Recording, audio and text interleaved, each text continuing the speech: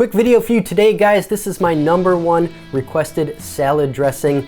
Every time I have a get-together, a dinner party, I almost always go to this. It's my go-to crowd pleaser, and every time people ask me how I make it, and the truth is I never had a recipe because I don't write things down usually. I just go by feel. So I finally decided to measure it all out and give you guys a recipe. Once you try this, I'm sure it's gonna be your go-to salad dressing too. Let's get into it. Quick and easy, just gonna stir some stuff together. You're gonna start out with some mayonnaise, real mayonnaise of course. Please don't use Miracle Whip. That is the basis of your dressing. You wanna start right. What's great about this dressing, I call it a cheeser salad dressing because it's sort of a mix between a blue cheese and a Caesar dressing.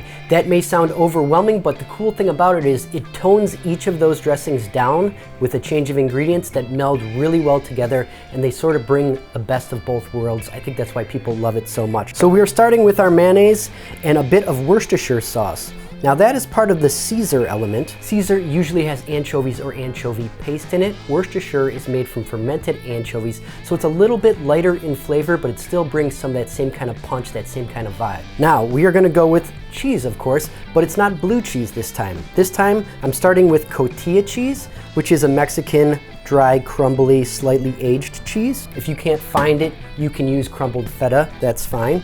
And a bit of grated Parmigiano Reggiano. I like the real stuff, but you can just use some store-bought Parmesan if that's all you have. So those two cheeses, they bring a nice creaminess and a sweetness and a little bit of punch from the Parmesan, and it sort of gives you that feeling of blue cheese, again, that vibe, without being that overwhelming blue cheesy flavor, which is great. I love anchovies and I love blue cheese, but this is something in between. We've got some garlic here, fresh garlic. I like to, when I'm doing salad dressings, I microplane my garlic in, but you can just do a fine mince with your knife.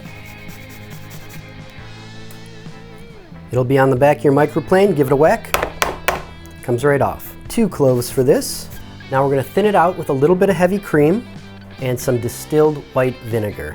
Make sure you use distilled white. I mean, you could substitute something else, but there's something about the distilled white that just has this umami punch to it that you don't get from a lot of other vinegars, so I really recommend that for this dressing. And then of course we have our spice mix, real simple. Salt, sugar, black pepper, and some granulated onion. All going in. All we're gonna do is give it a stir. Recently had a little family reunion, made this dressing twice because everybody asked for it the second day. And so many requests for the recipe, I said, guys, I'm just gonna do a short so you'll all know it from here on in. And that is it. Simple, creamy, a little bit of chunky cheese, but it's not that overpowering blue cheese chunk that you're gonna bite into. Like I said, crowd pleaser. Little kids like it, adults like it, women like it, men like it, everybody likes it. All right, let's give it a little taste, huh? Oh, I need something to taste with. I didn't make a salad. I got some homemade sourdough here, some of my fresh homemade sourdough. Maybe we'll do a sourdough recipe at some point. We could go over how sourdough is made, basic recipes that I use. But for today, I'm just gonna use a piece to have a little taste of this delicious dressing.